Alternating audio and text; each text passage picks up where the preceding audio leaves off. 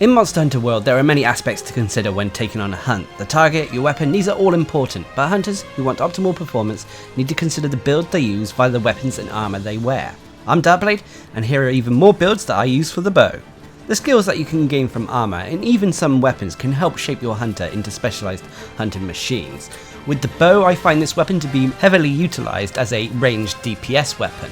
However, unlike the heavy and light bowgun, it is vastly superior when it comes to movement. Thus, it's able to dodge and avoid attacks quite easily, while at the same time being able to dish out damage. Remember that this season of builds is focusing heavily on endgame builds. So the first build I use for the bow is the Fire DPS build. This build is aimed specifically at fire bows. Namely, in the case of this build, the Anja Arch 3, which is the Anjanath bow. This has one of the highest fire ratings in the game, combined with high raw attack. So for this build you need the Kaiser Crown Gamma, the Rathalos Mel Beta, the Kaiser Vambraces Gamma, Rathalos Coil Beta, and the Kaiser Greaves Gamma. I'm also using a Fitness Charm, and for my weapon I'm using the Anja Arch 3 with 3 affinity increase augmentations on it. As for the jewels, unfortunately there are some mandatory ones needed here. First of all, a Mighty Bow Jewel to provide us with the Bow Charge Plus skill, a Force Shot Jewel to provide us with the Normal Shot skill, and a Spread Jewel to provide us with the Power Shot skill. Afterwards, I've gone for Tenderizer Jewels to max out Weakness Exploit, Blaze Jewels to max out our fire rating, and finally a Throttle Jewel. This jewel is purely optional, but it provides latent power, which can be kind of useful for the bow. Anyway, if you've done what I've done here, you should have a build with 100 health, 100 stamina, 258 attack, with 80% affinity so long as you're going for monster weak points, a maxed out 510 fire rating, with access to close range power and blast coatings, and you'll have a decent defense, which is incredibly resistant against fire, but is fairly weak to water and ice. As for the skills, you have Critical Eye at level 7, Critical Eye increases our affinity, you'll have Fire Attack level 4, increasing the fire rating of our bow. Unfortunately you cannot really go beyond level 4, as the fire rating will be maxed out at rank 4. Weakness Exploit level 3, Weakness Exploit increases our affinity by a set percentage when you're going for monster weak points. At level 3, it increases your affinity by 50% when you hit a weak point. Constitution level 3, which reduces our stamina loss when we're actually firing our arrows.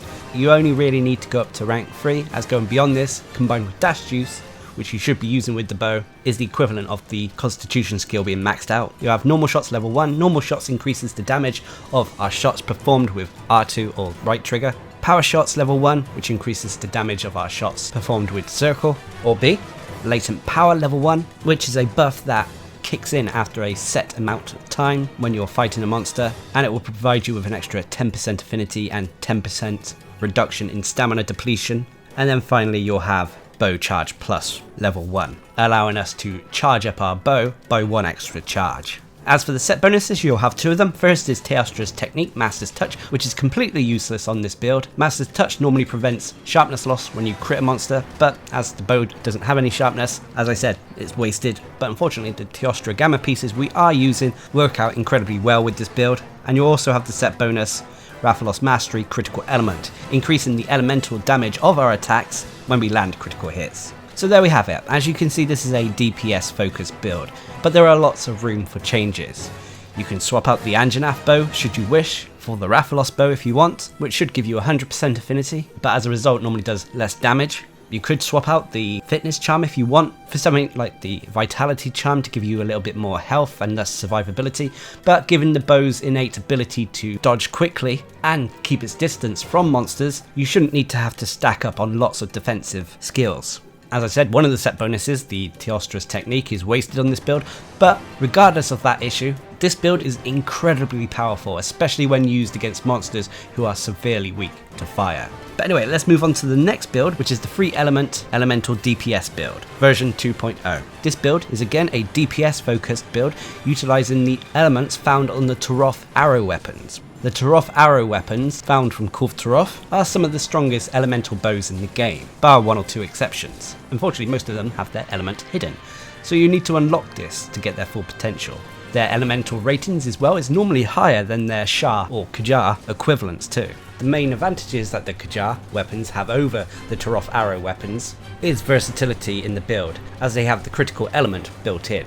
But for the purpose of this demonstration, I'll be showing off a Thunder DPS build. So for this build you'll need the Kirin Horn Gamma, the Rathalos Mel Beta, Kaiser Vambraces Gamma, Rath Sol Coil Beta, and the KJARR Gamma. I'm also using an Awakening Charm too, and for my weapon I'm using the Taroth Arrow Thunder, which has an affinity increase augmentation on it.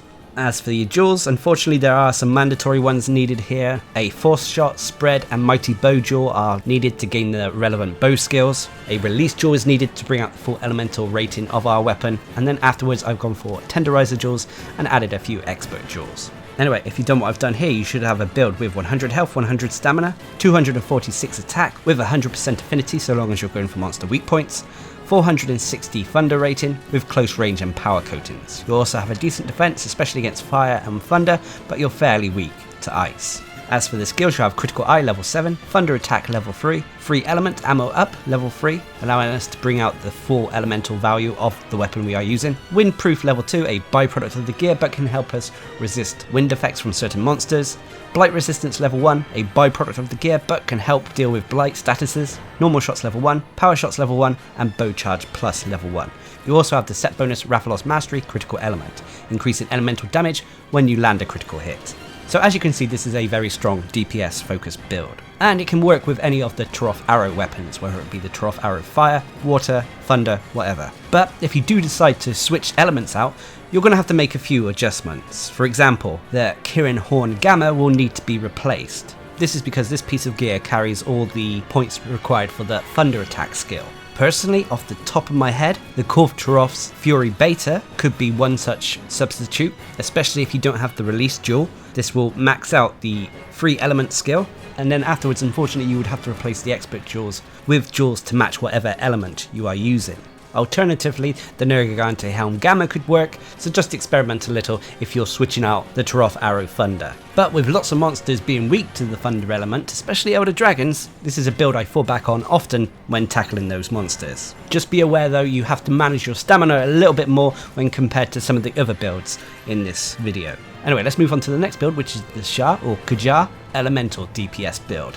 This build utilizes any of the KJARR bow weapons, combining DPS for an all-round DPS build with a tiny bit of survivability. But for the purpose of this demonstration, I'll be showing off a water elemental build.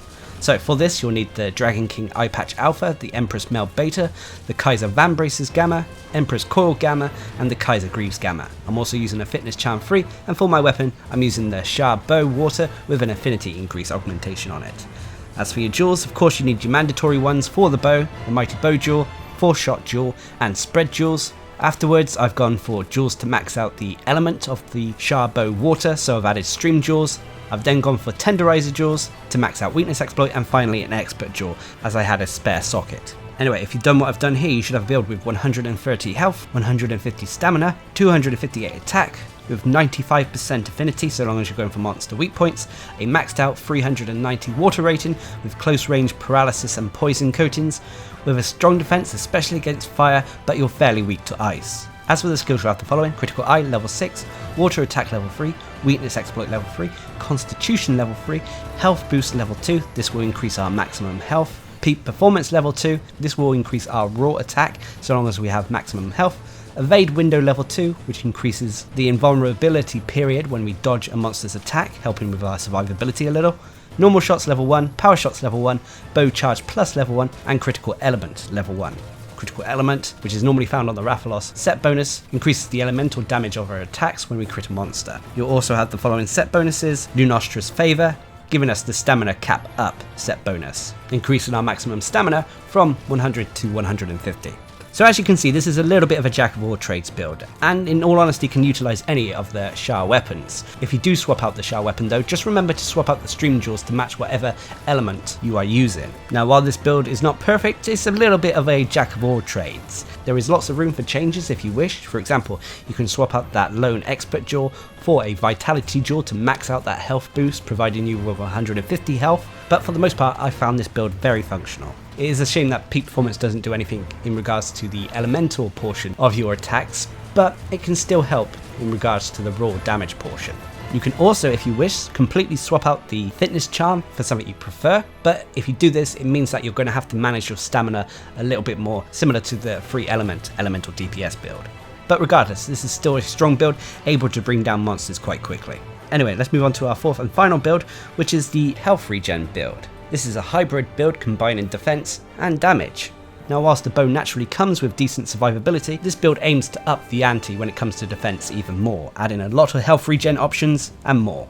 Now whilst this build was primarily constructed to be a defensive build, it also packs quite a punch in the damage department. So for this build I'm using the KJARR Crown Gamma, the Valhazak Mail Gamma, the Kaiser Vambraces Gamma, Valhazak Coil Gamma, and the Valhazak Greaves Gamma. I'm also using an Exploited Charm too, and for my weapon I'm using the Shah Bow Decay with an Infinity Increase augmentation on it. This also means that this bow is a Dragon Elemental build.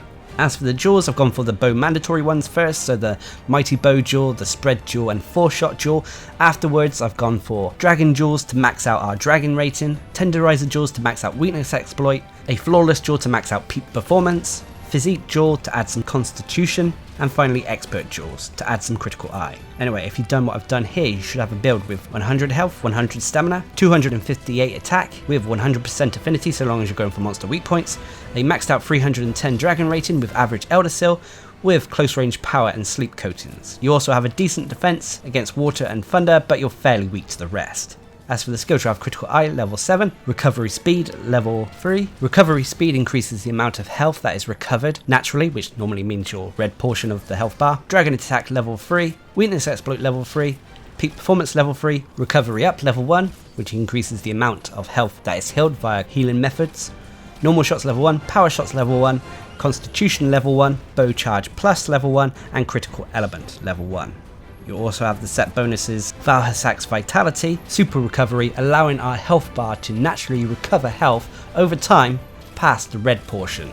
So potentially if you've lost health, so long as you don't get hit again, you'll eventually recover all your health bar. So there you have it. As you can see, this is a more defensive build than some of the others in this video, but it's not as full on a defensive or health regen builds found in other weapon videos. The build doesn't have the Vitality boost, for example, and it doesn't have Recovery Up maxed out. The main reason for this is because most of the time with the bow you're able to stay out of harm's way thanks to the ranged aspect of the bow and the fact that the bow has an excellent evade maneuver. This build has also been set up as well that you can swap out Shah Bow Decay, the dragon bow, for whatever other element you want to use. So there is room for customization if you so desire. Also, if you wanted some more health with this build, you could swap out the KJARR Crown Gamma in favour of the Empress Crown Gamma and socket it with Vitality Jaws. This will give you 150 health and you'll still have maximum peak performance. But unfortunately, you'll lose a little bit of DPS, thanks to the reduction in Critical Eye. Nonetheless, again, this is a build that I feel comfortable using, even without the Vitality boost and maxed out health. Able to bring down most tempered and arch-tempered monsters, thanks to the fact that your health recovers naturally. So there we have it, those are some more builds that I like to use for the bow. Of course, Monster Hunter World is always being updated with new monsters and gear which can potentially cause builds to change and become even stronger. So if any major updates happen to all of these builds, I'll release an updated video. Remember also that almost any task in Monster Hunter World can be taken on with any weapon and gear set. You don't have to use what is used in these videos, these are just the sets that I personally like to use. But anyway, I hope you found this video helpful or informative, and until next time, I've been Darcblade, bringing you more builds that I use for the bow in Monster Hunter World. Hope you enjoyed the video, thanks for watching, subscribe and like for more.